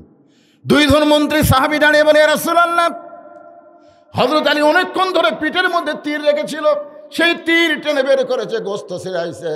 আমার মনে হয় হযরত আলী ভুল বকতেছে, দুর্বল হওয়ার কারণে। সঙ্গে সঙ্গে আল্লাহ রাসূল বলেন, ইজলিস, আবু বকর, ওমর, বসো। আমি তো তোমাদের কাছে জানতে চাচ্ছি না, আমি জানতে চাচ্ছি আনা মাদিনাতুল ইলমে ও আলী ও বাবুহা। জোরে কান সুবহানাল্লাহ। আমি হচ্ছে এলেমের শহর, আলী হচ্ছে তার দরওয়াজা। আমার মায়েরা হয়তো মনে মনে চিন্তা করতেছে, হুজুর কি উম্মে সালমার ওয়াজ ভুলে গেল নাকি? মেয়েদের ধৈর্য কম না বেশি? জোরে কান কম না বেশি? মেয়েরা চিন্তা করতেছে যে ওয়াজ দিয়ে হুজুর ওয়াজ শুরু করলো, এখন পর্যন্ত হুজুর কয় না, হুজুর কি ওয়াজ ভুলে গেল নাকি রে? না বাবা, ভুলিনি রে। কারণ আমি আগে আপনাদেরকে নামাজ ধরাবো। কি ধরাবো? নামাজ ধরা লাগবে ভাজান। নামাজ পড়ে কোনো লাভ নেই। সারা বছর পড়ছে, পরীক্ষা ফেল করছে, ওই পড়ার মধ্যে কোনো লাভ আছে? কি হচ্ছে? চা আমি টেজত খাই না, টেজে আমি চা খাই না। তবে একটা জিনিস আজকে আপনাদের কাছে আপত্তি করব, চা না, চা নয়, আল্লাহর ঘর মসজিদের জন্য আপনাদের কাছে যদি ব্যাগ যায়, যদি রুমাল যায়, আমি কিন্তু যখন উঠছি তখন থেকে এক টানা 1.5 ঘন্টা কথা বলতেছি। আরও বলবো, অসুবিধা আছে? আজকে এই ওয়াজের পর আমার কোনো ওয়াজ নাই যেটা মেরে আর একটি যাওয়া লাগবে, ওই চিন্তা নেই। সারা রাত লয়। এই মসজিদ কমিটির লোকেরা চিন্তা করতেছে যে হুজুর কি দিলেন, ফতুয়া না দান? দানের স্লিপ হলে সেটা দিবেন ভাই রে। এই ফতুয়ার স্লিপ দিচ্ছেন কারে? এই যে কি ফতুয়া, হুজুর সাইজ করবে নাকি আল্লাহ? হুজুর আসসালামু আলাইকুম। আমার প্রশ্ন হচ্ছে, আমরা ওয়াজ মাহফিলে করতে গেলে বাজারে লেখা হয় মসজিদ উন্নয়ন কল্পে ওয়াজ মাহফিল, এই কথাটা কি বর্জন করা যায় না? যদি এই বিষয়ে একটু বলতেন। আমরা নিয়ত করলাম এই মসজিদ উন্নয়নের জন্য। কি লিখছে রে? এই নিয়তে মাহফিল করলে মানুষের ইমানের কি উন্নয়ন হবে? মানে কেউ নিয়ত করলো মসজিদ কমিটি উন্নয়নের জন্য, তাহলে কি মানুষের কি লিখছে, মসজিদের উন্নয়ন হবে না? কি লিখছে? আমি কিন্তু ওয়াজের প্রথমেই বলেছি, আজকের আলোচনা মসজিদের মুসল্লি কালেকশন। জোরে কোন কথা ঠিক কিনা? হ্যাঁ, দেখেন আজকের ওয়াজ শোনার পরে হযরত থেকে মুসল্লি বেড়ে যাবে ইনশাল্লাহ। যদি এই গ্রামের নাম কি? চকঝুপু, দক্ষিণ পাড়া, আর একটা কি পাড়া? দক্ষিণ পশ্চিম পাড়ার কারা কারা আছেন একটু হাত তোলেন তো দেখি। মানে এই চকঝুপুর, এই মসজিদের যারা মুসল্লি তারা কারা কারা আছেন ভাইরা একটু হাত তোলেন না কেন? আচ্ছা ঠিক আছে, দেখছেন আমি এক হাত করে তুলবার চাইছি, দুই হাত করছি, আর হাত নামান। এই মসজিদের বাইরে যারা, তারা একটা হাত তোলেন তো দেখি।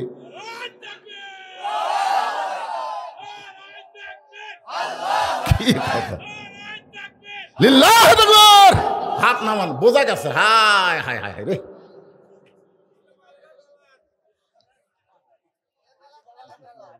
এই জন্যে আমি জানি তো, এই জন্যে আপনারা যারা বাহিরের গ্রাম থেকে আইছেন, আপনাদের গ্রামে মসজিদ আছে না নাই?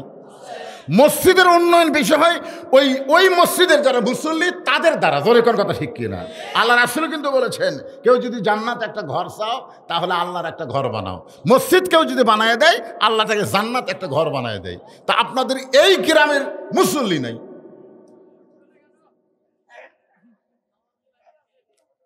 কি কয় কি কয়, চলে গেল নাকি?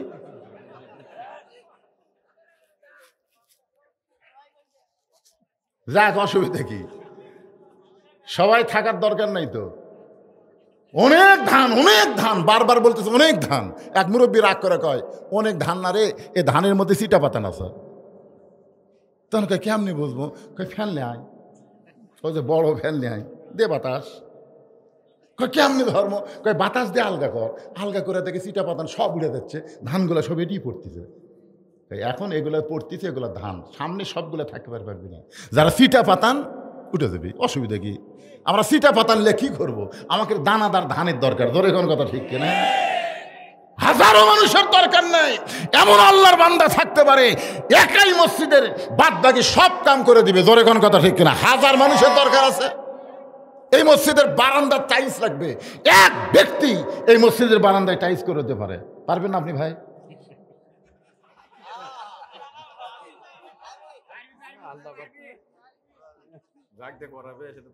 জাগ দিয়ে না, নিয়ত করা লাগবে।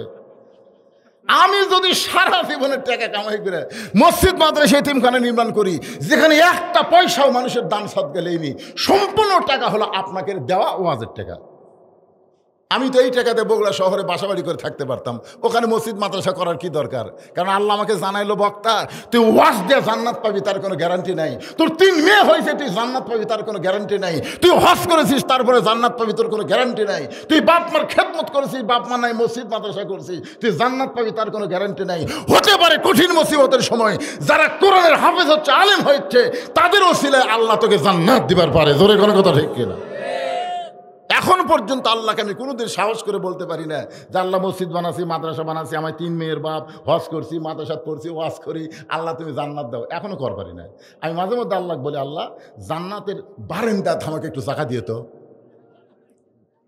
যারা জান্নাতে হবে তাদেরকে আমি একটু দেখবো। আল্লাহ আমার ভিতরে ঢোকার দরকার নেই, আল্লাহ তুমি জাহান্নাম না দিয়ে জান্নাতের বারান্দাতে একটু জায়গা দিও। আর যেই ব্যক্তি মসজিদ বানায় দিবে, আল্লাহ তাকে নিজস্বভাবে জান্নাতে একটা ঘর বানায় দিবে, জোরে কোন সুবহানাল্লাহ।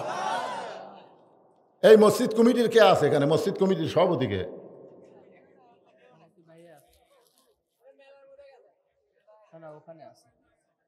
আপনি কি? আপনি ইমাম সাহেব? কেউ নাই মসজিদের, কেউ নাই? তা আপনি কি দিবে কোন? দেখি বাবা সিয়ারত বসে আছে, টাইলস দেওয়া লাগবে কোন দিছেন? আচ্ছা ঠিক আছে দিছে, এখন খালি গামছার আদায়। খালি গামছা, আপনারা যারা বাহির থেকে গেছেন 10 টাকা 20 টাকা 50 টাকা 100 টাকা যে যা পারবেন। এই মাহফিল কমিটির লোক কোথায় রেখে গামছা ব্যাগ নিয়ে ভেতরে নামো, নামো। 5 মিনিটের মধ্যে আদায় কমপ্লিট করে এক টানা ওয়াজ হবে, জোরে কোন ঠিক কিনা? উম্মে সালমা নবীর 3টা শর্ত দিছে, নবী বলেছেন শর্ত পুরা করে হলেও তোমাকে বিবাহ করবো ইনশাআল্লাহ। এই ওয়াজটা আপনাদের জন্য না, আমার মা বোনদের জন্য। আরে মা বোন যে ভালো হলে আপনাদের কি মজা হবি ভাই। আজকে সব জায়গায় শান্তি আছে, বাড়ির শান্তি নাই, জোরে কোন কথা ঠিক কিনা? সব জায়গায় আমাদের শান্তি, রাস্তার গতি শান্তি, বাজার করি শান্তি, যেই বাড়িতে গেছি ওরে বাবারে। আচ্ছা জানা আসেন, আসেন।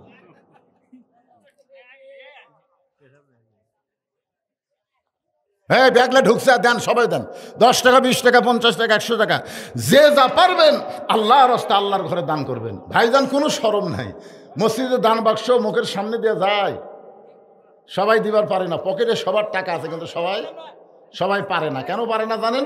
মিন শারিল ওয়াসওয়াসিল খান্নাস, শয়তান ধোকা দেয়।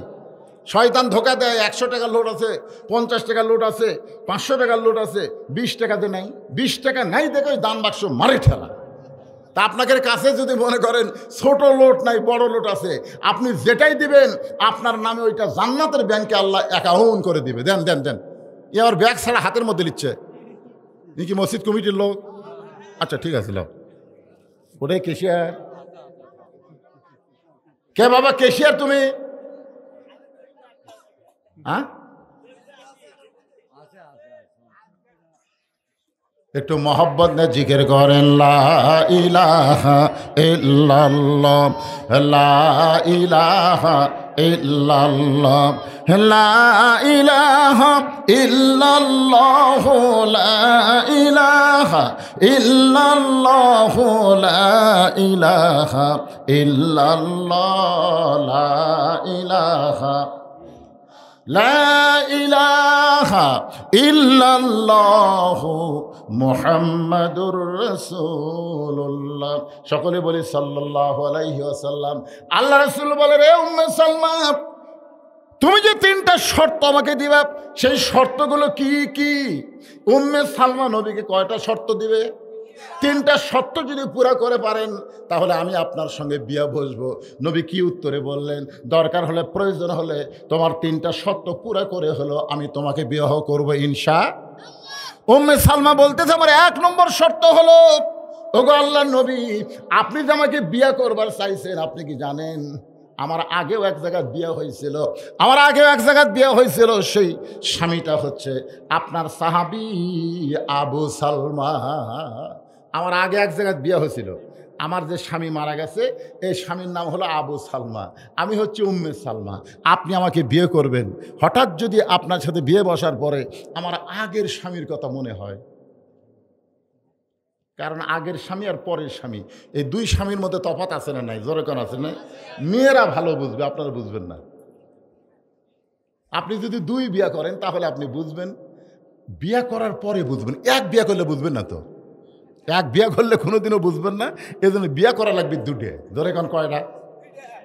আপনারা হয়তো আমার কথা কেলাকেলি মনে করতেছেন। এই কোরআন শরীফে যেখানে বিবাহের আয়াত আছে সেখানে আল্লাহ 2 দিয়ে শুরু করছে। 2টা করো, মজা পাওয়ার গেলে 2টা করো।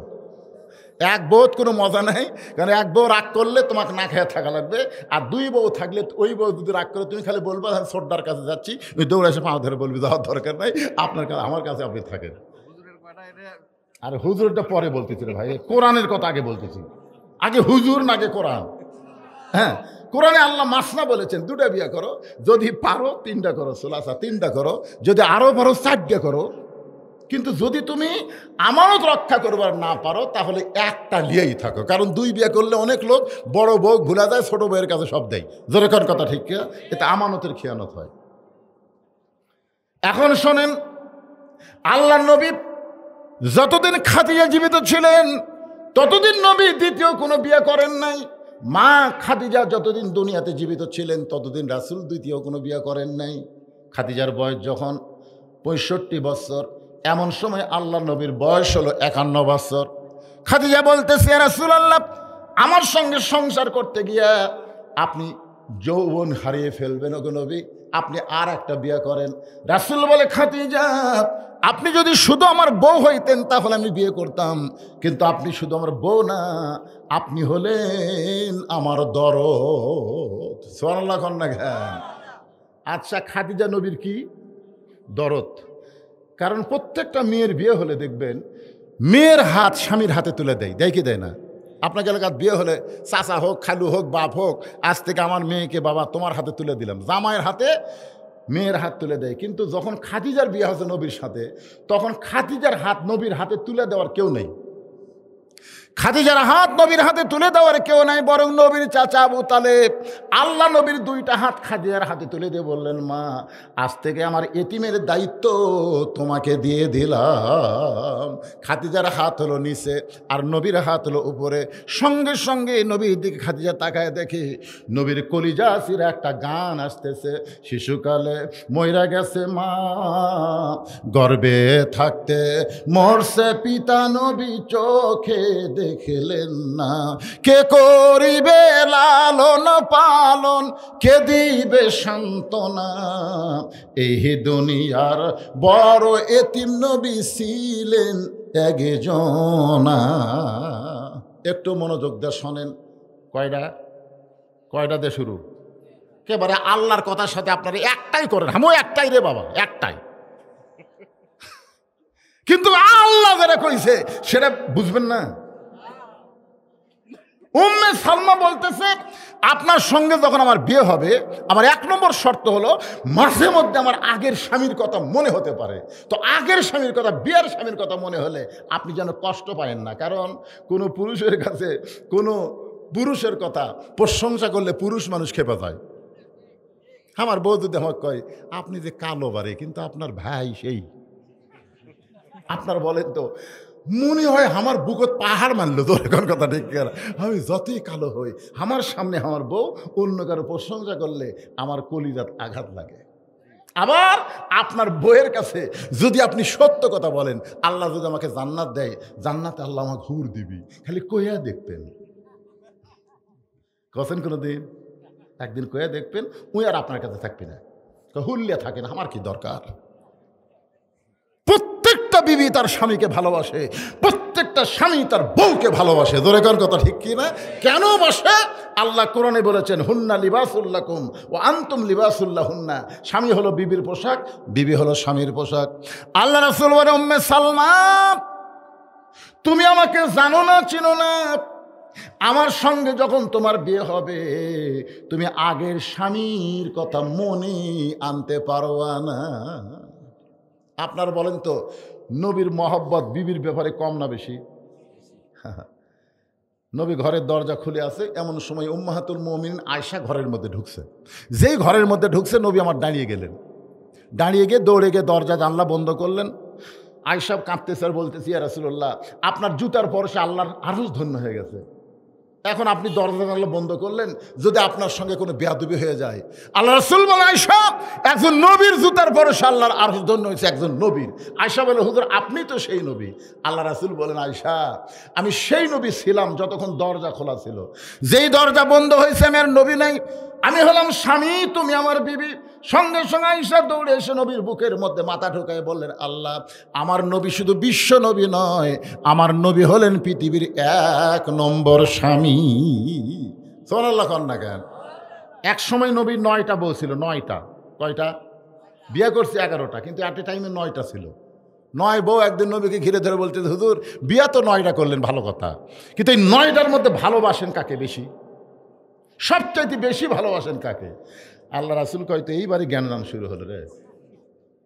এখন যদি নবী বলে অমুককে বেশি ভালোবাসি, বাকি 8জন কি নবীর ওপর ভক্তি কমে যাবে না? কতক্ষণ যত নবীর বউ হোক, তারপরে ভক্তি কিন্তু কমবে। আল্লাহ রাসূল বলল, ঠিক আছে, তোমাদের মধ্যে কাকে সবচাইতে বেশি ভালোবাসি এ কথা আগামীকাল সকালে বলবো, এখনই না। সব বউগুলো চলে গেছে, গভীর রাত্রে সবাই কিন্তু ঘুমাচ্ছে, কিন্তু নবীর বউ ঘুম নাই, কারণ সকালবেলা 9 জন চাপায় ধরবে। নবী 1 টোপলা খুরমা খেজুর নিয়ে আয়েশার ঘরের দরজাত গেছে। আয়েশা খালি কান ফেলে আছে। দরজা খোলা, তাই হুজুর আমি বুঝবার পারছি 9 জনের মধ্যে বলবার পারেননি, এখন গোপনে বলবার যাচ্ছেন। আল্লাহ রাসূল বলেন, না আয়েশা, সকালবেলা যেটা বলার ওয়াদা দিছি সেখানে রাত্রে বলবো না। বলে, তাহলে হুজুর কি জন্য আইছেন? বলে, তোমার 2টা খুরমা খেজুর দিলাম, তুমি যেন কাউরে কইও না। হাফসার ঘরের যা ডাক দিচ্ছে, হাফসা বের হয়ে বলে, হুজুর কি? বলে, তোমাকে 2টা খেজুর দিলাম, তুমি যেন কাউরে কইও না। উম্মে সালমার দরজাত গিয়ে বলতে, সালমা দরজা খুললে 2টা খেজুর দেয়, বলে তুমি যেন কাউরে কইও না। ওই সাউদার ঘরে তো তাই, বইয়ের হাতত নবী 2টা খেজুর দিয়ে শর্ত দিলেন, খবরদার কাউরে যান কইও না। পরদিন সকালবেলা 9টা বিবি নবী ঘিরে ধরে বলতে, হুজুর এখন বলেন 9 জনের মধ্যে সবচাইতে বেশি ভালোবাসেন কাকে? আল্লাহ রাসূল বলেন, গত রাত্রে যাকে 2টা খুরমা খেজুর দিছি তাকে সবচাইতে বেশি ভালোবাসি। বলে, আগের স্বামীর কথা মনে থাকবি? আল্লাহ রাসূল বলে, উম্মে সালমা, যদিও তোমার মনে হয় আমি কিছুই মনে করব না, আর আমার বিশ্বাস আমার সঙ্গে যখন সংসার করবো, আমার বউ হবা, তখন পূর্বের স্বামীর কথা তোমার মনেই থাকবে না। আল্লাহ রাসূল বলেন, উম্মে সালমা, 2 নম্বর শর্ত কি? 2 নম্বর শর্ত কি? উম্মে সালমা বলে, ইয়া রাসূলুল্লাহ, আমার যেই স্বামী মারা গেছে জিহাদের ময়দানে, আপনার সঙ্গে যুদ্ধ করতে গিয়ে মারা গেছে হুজুর। আপনি শুনেছি আল্লাহর বান্দারা মুসলমান হয়ে যারা কাফের বেঈমানদের বিরুদ্ধে যুদ্ধ করে শহীদ হয়, আল্লাহ তাদেরকে বিনা হিসাবে জান্নাত দিয়ে দিবে। তাহলে আমার আগের স্বামী জান্নাতি, বিনা হিসাবে জান্নাতি, আর আপনি আমার পরের স্বামী হবেন। আপনি তো জান্নাতের সর্দার। রাসূল বলতেছে তোমার শর্ত কি সেটা কও। বলে আমার শর্ত হলো আমি জান্নাতে যাব, আপনিও যাবেন, আমার আগের স্বামীও যাবে, আমিও যাবো, কিন্তু জান্নাতে যাই আগে। আমি কিন্তু আগের স্বামী জান্নাতে স্বামী হিসাবে নিব না, আপনাকেই স্বামী হিসাবে নিবার চাই। এখন আপনি কি কন? কথাটা বুঝলেন না? আগের স্বামীকে আমি জান্নাতে, সে যদি বলে আল্লাহ আমার উম্মে সালমা আমাকে দাও, আমাকে চাইলেও কিন্তু আগের স্বামীর সঙ্গে আমি জান্নাতে থাকবো না, আপনাকেই স্বামী হিসাবে জান্নাতে থাকতে চাই। আল্লাহ রাসূল বলে উম্মে সালমা তোমার 2 নম্বর শর্ত পুরা করা হলো, তুমি আমার সঙ্গেই জান্নাতে থাকবা। তোমার 3 নম্বর শর্ত কি? উম্মে সালমা বলে ইয়া রাসূলুল্লাহ, আগের ঘরের স্বামীর পক্ষের একটা মেয়ে আছে আমার ঘরে, আমি যখন আপনার সঙ্গে বিয়ে হয়ে যাবে তখন আমার এই মেয়েটা বড় এতিম হয়ে থাকবে। ওগো নবী, তার আগের বাবাও মারা গেছে, আপনি নতুন বাবা হইয়া যদি আমার এতিম মেয়েটাকে সঙ্গে না নেন তাহলে আমার মেয়েটা বড় কষ্ট পাবে। আমার মেয়েটাকে নিয়ে আপনার ঘরে আমি থাকতে চাই, আপনার সংসার করতে চাই। সঙ্গে সঙ্গে রাসূল বলেন উম্মে সালমা, তুমি কি জানো না তোমার মেয়েটা যেমন এতিম, তার চাইতে বড় এতিম হলাম আমি মুহাম্মাদুর রাসূলুল্লাহ। আলাম ইয়াজিদিকা ইয়াতীমান ফাআওয়া। আল্লাহ তাআলা নবীকে সব চাইতে বড় এতিম করে দুনিয়াতে পাঠাইছে। জোরে কোন ঠিক কি না? এই 3টা শর্ত পুরা করে আল্লাহ নবী উম্মে সালমাকে বিয়ে করলেন। এখন কথা হলো উম্মে সালমার মধ্যে নবী এমন কি দেখলো যেইটা দেখার পরে উম্মে সালমাকে বিয়ে করার জন্য নবী ব্যস্ত হয়ে গেলেন। উম্মে সালমার স্বামী ছিলেন আবু সালমা, তিনি হলেন আল্লাহ নবীর প্রিয় সাহাবী। জোরে কোন সুবহানাল্লাহ। বাজান, আল্লাহ রাসূল যখন মক্কা থেকে মদিনায় হিজরত করলেন তখন উম্মে সালমা তার স্বামী আবু সালমা মক্কা থেকে মদিনায় হিজরত করতে চাইছিলেন, কিন্তু উম্মে সালমার বাবার এত ধনী হওয়ার কারণে উম্মে সালমাকে নবীর সঙ্গে মদিনায় হিজরত করতে দিলেন না, এমনকি তার স্বামীর সঙ্গেও হিজরত করতে দিলেন না। এখন উম্মে সালমা তার মেয়েকে নিয়ে থাকে মক্কায়, আর আবু সালমা বলে আমার নবী যাবে যেখানে আমিও যাব সেখানে। জোরে কোন সুবহানাল্লাহ। এখন মেয়ে আছে, বিবি আছে, এখন নবী যাচ্ছে মক্কা ছেড়ে মদিনায়। এখন উম্মে সালমার স্বামী বলতেছে আমার নবী যেখানে যাবে আমি সেখানে যাব। উম্মে সালমা বলে কে গো, আমি তোমার বউ আছি, তোমার সন্তান আছে, এইগুলার মায়াকে তোমার নাই। সঙ্গে সঙ্গে আবু সালমা কোরআন থেকে তেলাওয়াত করলেন ইন্নামা আমওয়ালুকুম ওয়া আওলাদুকুম ফিতনা। সম্পদ আর সন্তান হলো দুনিয়ার সবচেয়ে বড় বিপদ। এই সম্পদ সন্তানের জন্য মানুষ আল্লাহ রাসূলকে ভুলে যায়। জোরে কোন কথা ঠিক কিনা? আমি তোমার মায়ায়, সন্তানের মায়ায় আমি মক্কায় থাকবো না, আমি নবীর সঙ্গে হিজরত করে মদিনায় যাব। মদিনায় চলে আসলেন উম্মে সালমার স্বামী আবু সালমা। কিছুদিন পরে মদিনা আবহাওয়া সহ্য করতে না পেরে তিনি অসুস্থ হয়ে গেলেন। অসুস্থ হয়ে আল্লাহ রাসূলকে বললেন ওগো আল্লাহর নবী, আমার বউ আমাকে অত্যন্ত ভালোবাসে, আমার সন্তানের বউকে ছেড়ে আমি মক্কা ছেড়ে মদিনায় আপনার সঙ্গে হিজরত করেছি, আমি অসুস্থ হয়ে যদি মারা যাই, ওগো আল্লাহর নবী আপনি আমাকে ওয়াদা দেন আমার উম্মে সালমাকে আপনি বউ হিসাবে গ্রহণ করবেন। তখন আল্লাহ রাসূল বলে উম্মে সালমা, তোমার স্বামী দুনিয়া থেকে বিদায় নেওয়ার সময় আমি তাকে ওয়াদা দিয়েছি বলেই সেই ওয়াদা রক্ষা করার জন্যে তোমাকে বিয়ে করতে চাই। তোমার মধ্যে এমন কিছু নাই, কিন্তু তোমার স্বামীর ওয়াদা রক্ষা করা। জোরে কর সুবহানাল্লাহ। আল্লাহ রাসূল যে কয়টা বিয়ে করেছেন প্রত্যেকটা বিয়ে নবীর সঙ্গে দেওয়া হয়েছে। নবী ইচ্ছা করে শুধু উম্মে সালমারে করছে। যেরকম খাদিজা, আয়েশা, যতগুলো নবীর বিয়ে আছে যেরকম সবগুলোকে নবী নিজের ইচ্ছাই করেনি, বাধ্য হয়ে আশ্রয় দিয়েছে। জোরে কেন সুবহানাল্লাহ। এখন একটা মেয়ে মানুষকে আশ্রয় দিবার গেলে সবচেয়ে বড় সম্পর্কের নাম কি? বিয়ে করা। বোন হিসাবে আশ্রয় দেন, শয়তান ধোকা দিবি। ভাবি হিসাবে আশ্রয় দেন, শয়তান ধোকা দিবি। এমনকি মাও হিসাবেও যদি দেন তারপরে শয়তান কিন্তু ধোকা দিবি। জোরে কেন ঠিক কিনা? কিন্তু যদি বউ হিসাবে দেন আর ধোকা নাই, কারণ ধোকা কি রে? এই জন্যে কোনো মেয়েকে আশ্রয় দিবার গেলে অন্য কোনো নামে আশ্রয় না দিয়া ধর্ম ভাই, ধর্ম মা, ধর্ম বোন, এগুলো সব ভুয়া জিনিস, ধর্ম ভুয়া। বরং তাকে বিবি হিসাবে আশ্রয় দেন। এইটা হলো সবচেয়ে নিরাপদ আশ্রয়। আমার মা বোনেরা যারা পর্দার অন্তর আছেন একটু মনোযোগ দিয়ে শোনেন। আপনাদের জন্য আজকের যে আলোচনা, সূরা কাউসার থেকে 2টা জিনিস আমল করলে আল্লাহ তাকে হাউজে কাউসার দেবে। একটা হলো নামাজ, আর একটা হলো কুরবানি। এখন অনেকেই চিন্তা করতেছেন হুজুর আমরা হয় নামাজের ওয়াজ বুঝলাম, নামাজ পড়বো, কিন্তু কুরবানি তো সবার জন্য ওয়াজিব না, যারা গরিব মানুষ এখানে 2টা আমল করলে হাউজে কাউসারের পানি। কিন্তু যারা গরিব মানুষ তারা তো কুরবানি দিবার পারে না, তাহলে তারা কি করবে? এ ভাই শোনেন, স্বল্প সময়ের মধ্যে বলতেছি, এই কুরবানি মানে গরু খাসি কুরবানি না। তাহলে আপনারা বলবেন হুজুর কি কুরবানি? আপনারা বলেন তো, হাসিনার পতন কার কুরবানি দিয়ে শুরু হলো? বুঝতে পারছেন? এটা গরু না খাসি? আবু সাইদ এমনভাবে নিজের জীবন কুরবানি করলো, যেইটা শুধু শোনা কথা না, বাস্তবে আমরা ভিডিও দেখেছি। জোরে কোন কথা ঠিক কিনা? কথা বলেন, গোপনে না, প্রকাশ্যে। দেখেন বুখারী শরীফের হাদিস যে আল্লাহ রাস্তায় কোনো ব্যক্তি যখন শহীদ হয়, এই শহীদের যন্ত্রণা একটা পিঁপড়া কাটার চাইতেও কম। সেই পিঁপড়া হলো চিনি খাওয়া পিঁপড়া। কোন পিঁপড়া? দাই পিঁপড়া লয় রে পাগলা, দাই পিঁপড়া লয়, চিনি খাওয়া পিঁপড়া। আচ্ছা, চিনি খাওয়া পিঁপড়া 10টা যদি আপনার কোনো জায়গায় কামড় দেয়, আপনি কিন্তু আহাও করবেন না, উহু করবেন না, আপনি করবেন কেন? চুলকাই কেরে, চুলকাই। মানে এই পিঁপড়া কামড়ালে ব্যথা হয় না, একটু চুলকাই। সেই চিনি খাওয়া পিঁপড়া, চিনি খাওয়া পিঁপড়া বোঝেন না? এই ছোটো ছোটো পিঁপড়া দেখেন না আপনারা, চিনিত লাগে। তো চিনি খাওয়া পিঁপড়ার কামড়ের চাইতেও কম, যেটা আবু সাইদের সময় আমরা ভিডিওতে দেখছি। আপনার বলেন তো, একটা লোকের বুকুত গুলি করতেছে, এই লোকটা কি বলবি? ও মারে বাবারে, বললাম রে, ধরে কোন কথা ঠিক কিনা? এই কথা বলবি না? কিন্তু আবু সাইদকে ও মারে বাবারে কথা দেখছেন, গুলি করতেছে, ওই আরো সামনে যাচ্ছে। তার মানে বোঝা গেল প্রথম গুলি বুঝিনি। আরে পরে যখন আর একটা গুলি করলো, ওই আর এক ধাপ সামনে গেল, তখনও চিল্লি নাই, ও মারে বাবারে, বললাম রে, রাগের কোনো কথা নেই। এরপরে যখন আবার সামনে গেল, তৃতীয় গুলি করেছে, তখন 2 বন্ধু এসে আবু সাইদকে ধরলো, ও টোলে মাটিত পড়লো। আস্তে করে বসে গেল না, টোলে মাটিত পড়লো। তাহলে কি বুঝলেন? কি কুরবানি দিল? বাতিলের সঙ্গে আপোষ না করে হকের পক্ষে হাসিনা পতনের জন্য আবু সাইদের কুরবানি হচ্ছে 1 নম্বর কুরবানি। জোরে কোন কথা ঠিক কিনা? যেই কুরবানি ফোরাতের কোলে হোসেন রাদিয়াল্লাহ,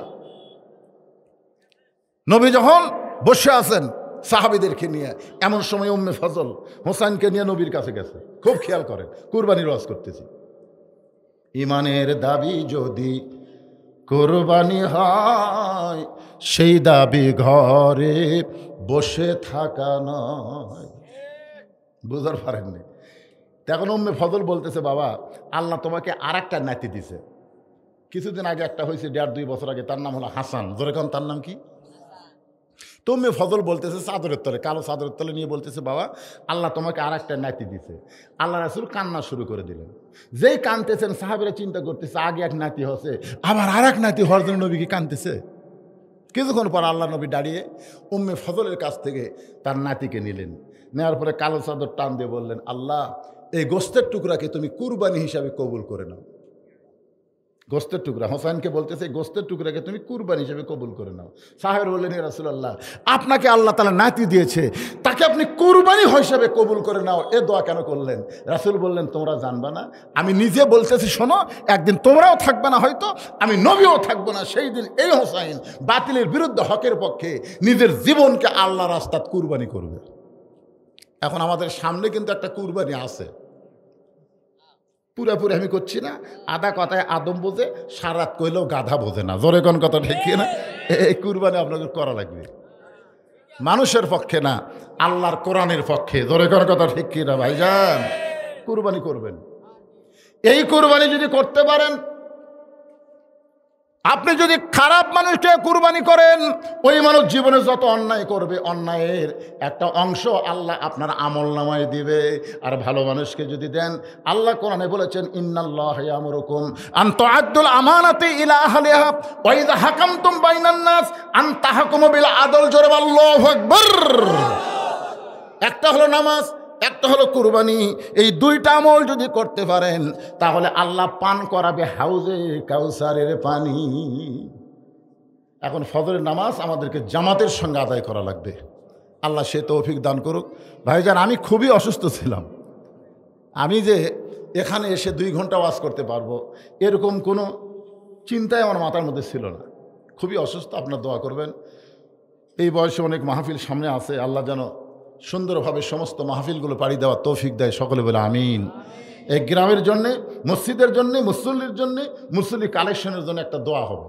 এই জন্য সবাই একটু দোয়ায় শামিল হবেন। ইস্তেগফার পড়ে আস্তাগফিরুল্লাহ রব্বি মিন কুল্লি জামবি ওয়া তুবু ইলাই, আস্তাগফিরুল্লাহ রব্বি।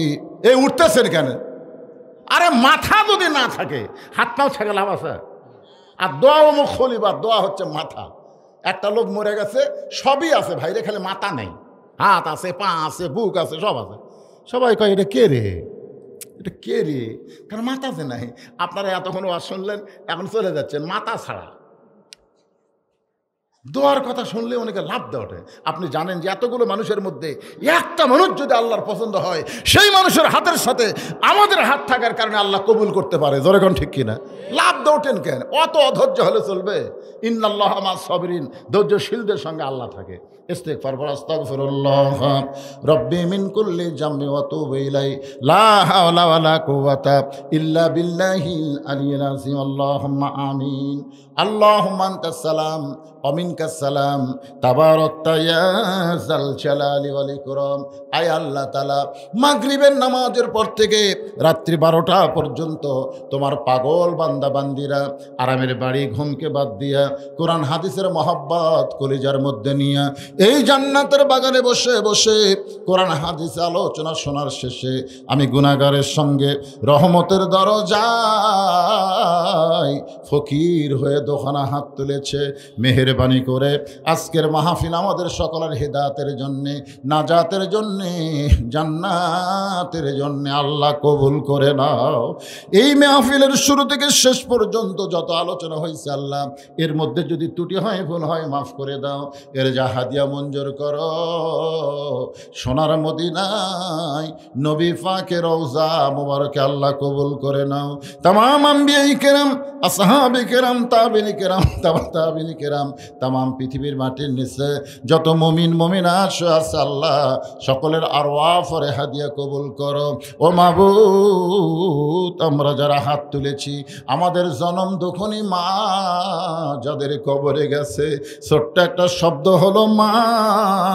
এই নামের মধ্যে যে কি মধু, যাদের মা নাই তারাই বুঝতেছে। এই দরদের মা যাদের কবরে গেছে আল্লাহ, মেহেরবানি করে মায়ের কবরকে জান্নাতের টুকরা বানিয়ে দাও। বাবার বাড়ি ঘর সবই আছে, আমি সহ আমরা যারা বাবা হারা ইতিম হয়ে তোমার দরবারে হাত তুলেছে আল্লাহ, মেহেরবানি করে বাবার কবরকে জান্নাতের টুকরা বানিয়ে দাও। আয় আল্লাহ তাআলা, এই সব দক্ষিণ পশ্চিম পাড়ার জামি মসজিদকে লক্ষ্য করে আজকের মাহফিল যারা কষ্ট করে মেহনত করে এত সুন্দর আয়োজন করেছে, এই মসজিদকে তুমি কিয়ামত পর্যন্ত কবুল করে নাও। এই মসজিদের মহব্বতে নগদে বাকিতে যারা দান করেছে, মসজিদের জায়গা দিয়ে এত সুন্দর মসজিদ যারা তৈরি করলো আল্লাহ, মসজিদকে ওসিলা করে এই দুই পাড়ার সমস্ত মানুষকে জান্নাতি কবুল করে নাও। আমি শুনলাম ছোট্ট একটা গ্রাম, আল্লাহ সেই গ্রামের মানুষেরা এত সুন্দর মসজিদ করেছে আল্লাহ, তাদের মনকে তুমি সুন্দর করে দাও। তাদের সবাইকে 5 ওয়াক্ত নামাজ মসজিদে জামাতের সঙ্গে আদায় করা তৌফিক দিয়ে দাও আল্লাহ। আমার মা বোনেরা পর্দার অন্তরালে বসে বসে ওয়াজ শুনলো, আবিদা সালিহা পর্দা নিচে কবুল করে মা ফাতেমার চরিত্র দান করো। আমি অসুস্থ, আজকের মাহফিলের প্রধান অতিথি তিনি অসুস্থ। আমার সঙ্গে যারা হাত তুলেছে, আমাদের মধ্যে যারা অসুস্থ আছে আল্লাহ, সবাইকে সুস্থতার নিয়ামত দান করে দাও আল্লাহ। কে কোন নিয়ত করে হাত তুলেছে আল্লাহ, সকলের নেক নিয়ত নেক আশাকে আল্লাহ তুমি কবুল করো। ভাইজান, একটা মিনিট চিন্তা করে দেখেন ভাই, এখান থেকে বাড়ি যাওয়ার গ্যারান্টি কিন্তু আমাদের কারো নাই। যে কোনো সময় আমাদের মৃত্যু হবে। একটাবার হাতের দিকে তাকায় দেখেন, এ হাত দিয়ে কত কবরে আমরা মাটি দিয়েছি, দেননি হাত দিয়ে কবরে মাটি? এ হাত দিয়ে কত লাশ অন্ধকার কবরে নামাইছি, কত মাইয়াতের জানাজার নামাজে আমরা শামিল হয়েছি। একদিন আমরা সবাই মরে যাব। যেদিন আমাদের মৃত্যু হবে, দিনটা যেন জুমার দিন হয়, মাসটা যেন রমজান মাস হয়। ইমানের সাথে, ইজ্জতের সাথে এই দুনিয়া থেকে বিদায় নেওয়ার কালে